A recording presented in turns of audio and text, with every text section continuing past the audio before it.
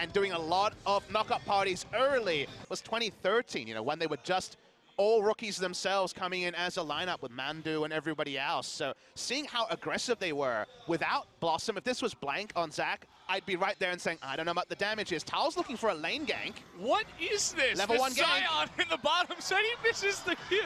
It actually, the Taric went behind him. And it didn't hit the Taric, so it's an old strategy that you have Scion at level 1, just gank bot lane. You can always teleport to the top lane and not miss much. Going for the gimmicky level 1. If you see Scion support, they'll do the same thing. Start decimating Smash and look for an engage. And the fact that you can farm both camps. That also makes you pretty predictable, and it's a nice counter jungle by Yujun. The Scion is going to be pushed in because he got to lane late, and the Zach was going for a greedy clear. So good timing for Yujun to invade, but for now at least, just delaying the Zach. And you can do very nice things here. Smite War is going to come out. Yeah.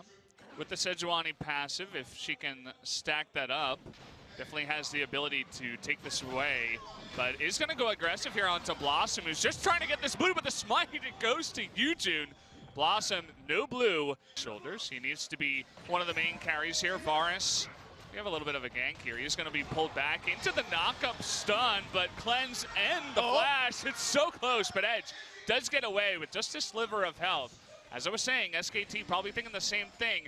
Lucian going to have a huge farming lane. And carry, but our top lane Savant is ADD. We'll see what else he brings in. Maybe he'll play some top Swain and make everybody know about that. He does pick. feel like a top Swain player. I feel like he would definitely be the guy to do it. Nobody else. I heard Smeb said it wasn't bad, so we got some action here. Soul going to be hopped upon. The Kidnap will miss as the Cosmic Radiance comes in, but here comes Sejuani about to turn into a 3-on-3. Blossom's caught up a bit here. In comes Yujun, the flash coming out from Blossom. They're going on to Bang here, who's not able to get out there, but now does do the arcane shift after the flash. Now it's up to Wolf, who has all of his summoners down. That's going to be first blood. Goes over to the Taric of all people, but finally. The early game comp is from SKT, and Wolf's also out of position. He's all alone, but he's got Faker coming in here. They're going to get the knockup on a Soul who doesn't have his flash available. Wolf getting low at the same time. Cosmic Radiance almost gets the kill onto Wolf, but in the end, it's only Soul who goes down. Yujun not in position there, was actually doing the rig carry. He's not really taking Unsealed Spellbook anymore, but here we go. Blossom coming in, still no flash available. Is about to come off, but they are going to knock a couple heads together. That should be it with the Kidnap coming in. Another kill, this time given over to Blossom. That might even secure that first blood turret. And that should be an illustration of why any objectives KONGDOO Monster picked up in the early game should be a bonus, because there's so much wombo long-range engage that you're never safe in the bot lane when your summoners are down, when your Cosmic Radiance is down. It's all on SKT to ramp up the pace. Consider the pace ramped up, Valdez. That it is. I mean, even Blossom, after getting the kill, he's going in and pressuring each. The ward timers for both of the wards that he was standing on was the same.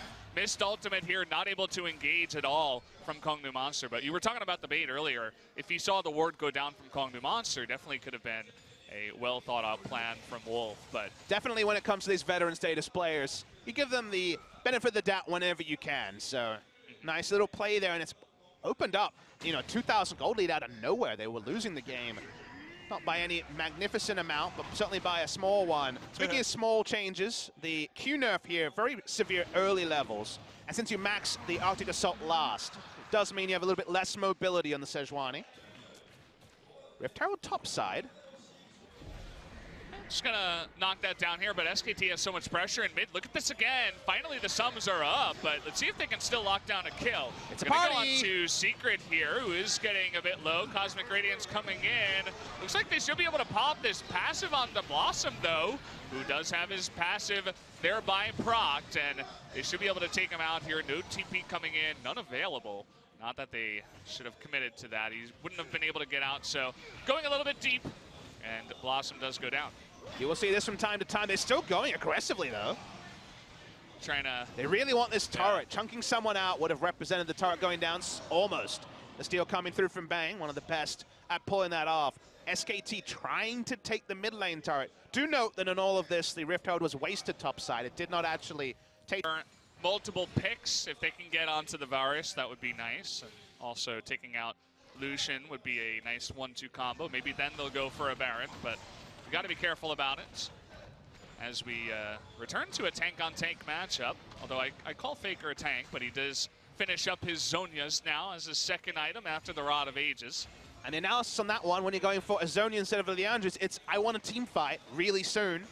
You want a hard commit whenever you go for the Zhonya's early. It's one of my favorite things to talk about in the Twisted Fate meta was the earlier the Zhonya's, the more we would be seeing some Messiah-esque dives into the backline. So team fighting on the mind for SKT, but they have been halted. Took a lot longer to crash the mid lane turret after we saw Blossom go down. We see the big Krugs going the way of Bang, who's just being a jerk at every possible moment. SKT and KONGDOO Monster both in decent spots where this game is at. We're so close to this game exploding one way or the other. That we are. They're looking for another play here with Yujun heading up towards top, but there's a ward. Yujun earlier on did throw out his Sejuani ultimate, which I believe was aimed at the Braum, who just stood beside one of his teammates as the Sejuani ultimate sailed wide. So he has to be very selective about where he's going to throw that. The unfortunate thing for him is, who do you throw that out? Are you going to give that to the Ezreal? It's going to be really hard to hit him, and he's got a QSS. So you're going to be hitting one of the tanks either way. Not a very fun game as a Sejuani player. I mean, even the early game, like, what exactly do you do as Lucian and Varus? Who are you trying to hit in this game? You're never going to get to Ezreal, and Black Cleaver is not enough yet. You're still going to need, probably going to be double Lord Dominic's regards to just actually do damage to anyone. Solk's going to go for a Wit's End here, largely for survivability. Does mean a little bit extra base damage to Sejuani and Orin, but not going to be the synergy with a mid laner, of course, in this particular game. So very, very hard to threaten the backline. And you can see Bang, now that Trinity Force is finished, he's starting to do some real damage. Yeah. This was one of the questions we asked, who gets it? That Ezreal, and so far Bang is showing it. Why you shouldn't give him Ezreal ever. He's having a very fun game so far. They're going to get another turret here. Oh, I mean, this is the God game for Bang. Bang's best check has been looking a little bit better over time. I mean, everybody on SKT was having trouble during their slump. We are going to have an engage here on a Faker who isn't as tanky as you would believe, but he's got Bang right next to him, and there's that Zhonya's. Here's the counter engage. Secret in a ton of trouble here. Will he go down before the Cosmic Radiance? Yes, he will, and they're not done yet. In comes Wolf with the big knock up into that back line. They're going for Edge. Nice little dash away, but he's got some goo stuck to him with Zach coming on in. That's going to be the kill. A second one going over to SKT. This is their moment to pick up some more objectives, and maybe the Baron. It was all provided on a platter as well, Vadas. That was the initiation from KONGDOO Monster. They did not know where Zach was. You can never make those initiation plays until you can account for which part of the map Zach is on. Zach turns it around. Bang's just walking up. He's going to be a frontliner here on the Ezreal. He's got nothing to worry about, and they're trying to clean up kills everywhere on the map. Yujin gets spot right before his recall gets off. They kill the Ornn underneath the turret with no minion wave. SKT, they're running away with this one. And again, the fact that KONGDOO Monster gave them the invitation. You don't need to give two invitations to Galio, Zach, Sion. They're turning on to the Baron. Bang is frontlining as he should, with as strong a compass he has on SKT. The Baron will go down, and this is the worst case scenario for KONGDOO. They had finally gotten a bit of stability in the game. They unfortunately throw far too much of a lead over the way of SKT. Now 3 item. We saw him a couple of times in the top lane. That was about it. He was roaring, as that's a lot of damage onto Edge. Oh! Nice little flash. Bang beginning to show off a little bit here. Yeah, Arctic Assault from Yujun just to tank the Mystic Shot that would have killed his mid laner there. Already emergencies on every side of KONGDOO Monster. The level leads here. It's 5 levels between Faker and both junglers after all the counter jungling earlier in the game. I should say 3 levels when his jungler's level 13. Level 11 for Yujin. They've had no control over the jungle predictably because of all the globals. SKT, full court press like we talk about, and no good decisions for KONGDOO. There's nothing they can do. They're running around like chickens without heads. There's nowhere to go.